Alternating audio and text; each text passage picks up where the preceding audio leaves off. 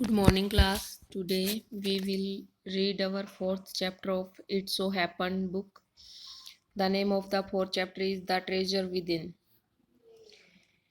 Before you read, every child is a potential achiever and is different from other children in her his style of learning and area of interest. प्रत्येक बच्चा क्या होता है, एक सफलता प्राप्त करने वाला होता है, एक अचीवर होता है, अच्छा पोटेंशियल अचीवर होता है।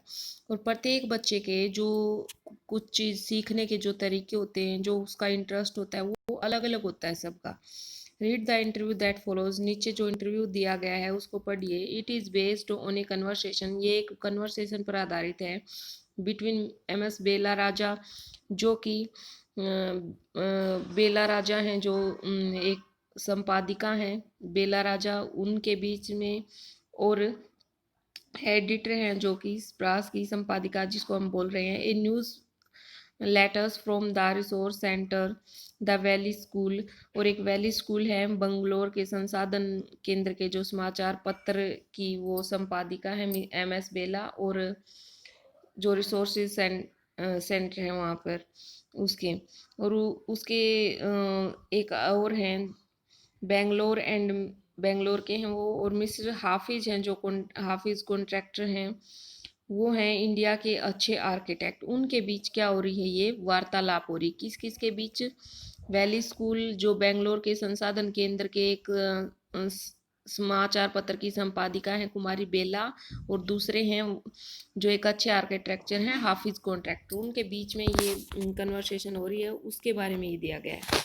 Hafiz Hafiz Contractor was an unhappy school boy. Hafiz Contractor school में एक दुखी रहने वाला लड़का था। He love doing things but detested mechanical learning. वह चीज़ों को करने में रुचि रखता था, परंतु टेक्निकल जो एजुकेशन थी उससे वो घृणा करता था। Mathematics gave him the shivers. गणित जो मैथमेटिक्स है वो तो उसको कप कपा देता था, उसको गणित का नाम लेते ही क्या हो जाती थी, कपकपियाँ आती थी। What his principal once said to him influenced him deeply. एक बार उसके प्रिंसिपल ने उससे कहा, प्रिंसिपल ने जो उसके प्रधानाचार्य हैं, जो उसके प्रिंसिपल हैं, उन्होंने कहा कि उन्होंने बताया कि उस बात ने उसको बहुत ही गहरा इफ़ेक्ट किया, डीपली उसको इफ़ेक्ट किया। एच सी का मतलब है यहाँ हाफिज कॉन्ट्रैक्टर। जहाँ भी एच सी आएगी, और बी आर का मतलब है बेला राजा, एच सी का मतलब है हाफिज कॉन्ट्रैक्टर। ये वर्ड बोल रहा है Hafiz contractor. I use to have this terrible nightmare.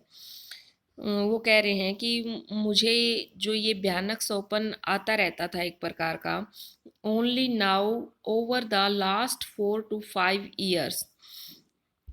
कब से? अब केवल 4 या 5 वर्षों से।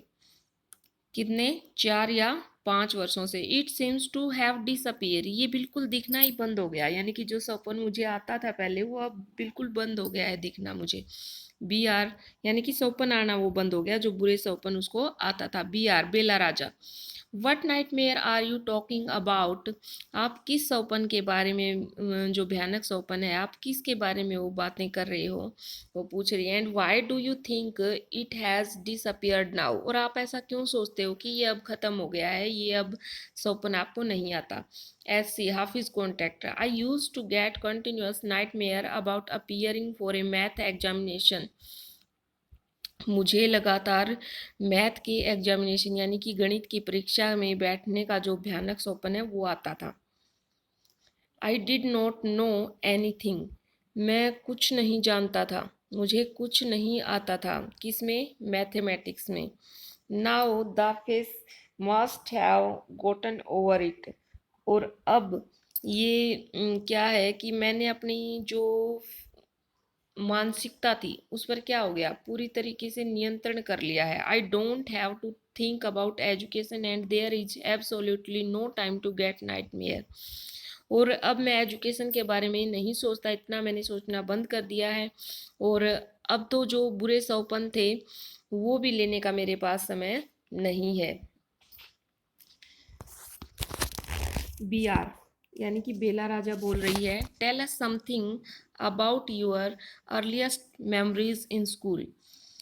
वो कह रही है कि हमें आपकी जो स्कूल टाइम की मेमोरीज हैं उनके बारे में बताइए। बेला राजा उनको बोल रही है। H C, in the first and second year I was good student. वो कह रहे हैं कि पहले और दूसरे ईयर में तो मैं एक अच्छा स्टूडेंट था। After I reach the third standard, तीसरे कक्षा में पहुंचने के बाद I I simply lost interest and I never studied.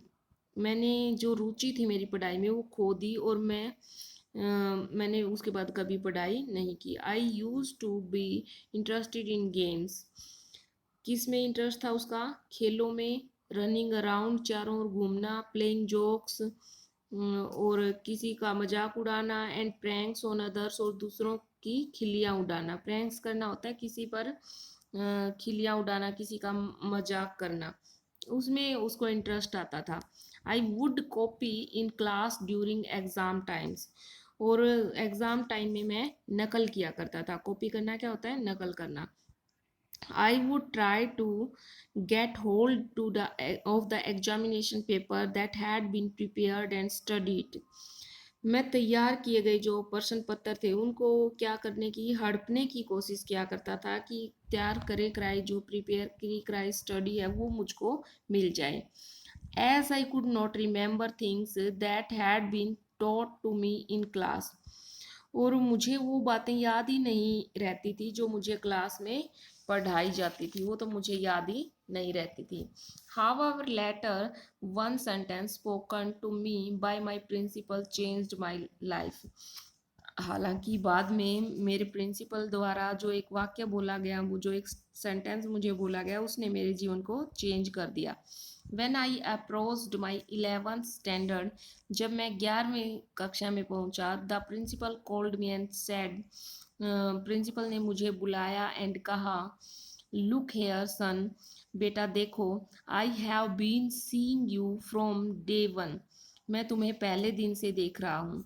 You are a good student, तुम एक अच्छे विद्यार्थी हो। बट यू नेवर स्टडीड, परंतु तुम पढ़ाई नहीं करते हो। I have taken care of you till today, मैंने आज तक तुम्हारी केयर की है, तुम्हारा ध्यान रखा है। Now I can no longer take care of you, अब मैं और अधिक समय तक तुम्हारा ध्यान नहीं रख सकता हूँ। So you do it yourself, इसलिए तुम खुद अपना ध्यान रखो। He talked to me for 5 minutes, उन्होंने मुझे 5 मिनट तक मुझसे बातें की। You don't have your father, तुम्हारे पिता नहीं है। Your mother has worked so hard to bring you up, तुम्हारी माँ तुम्हें बड़ा करने के लिए, तुम्हारा लालन पालन करने के लिए कितनी मेहनत करती है। कौन कह रहा है ये वर्ड? प्रिंसिपल बोल रहे हैं हाफिज कॉन्ट्रैक्टर को।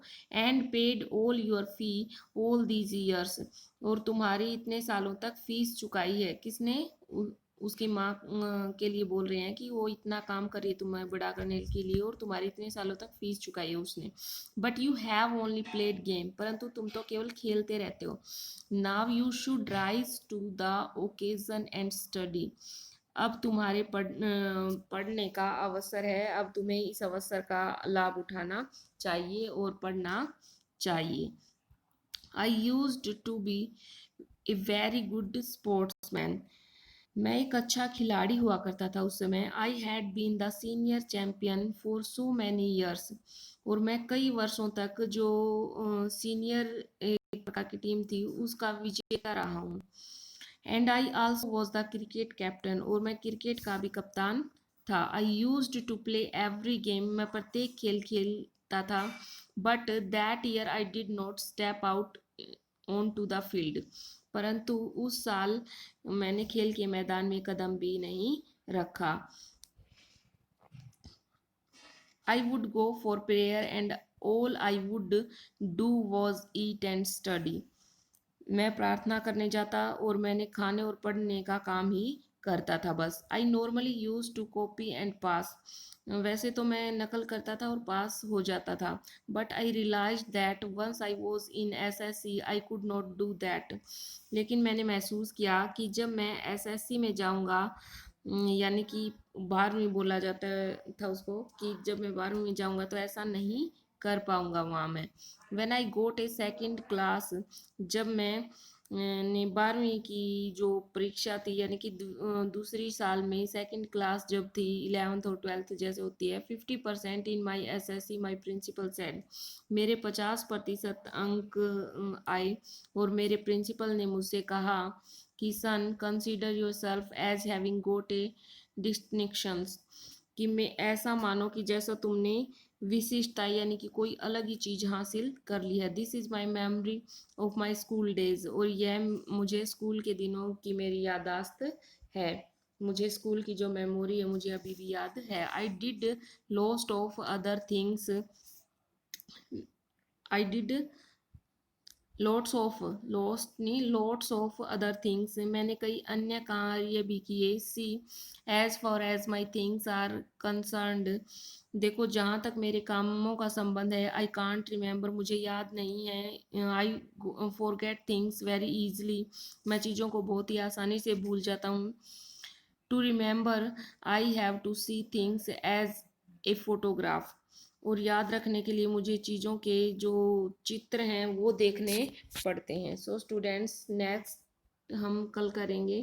Thank you, have a nice day.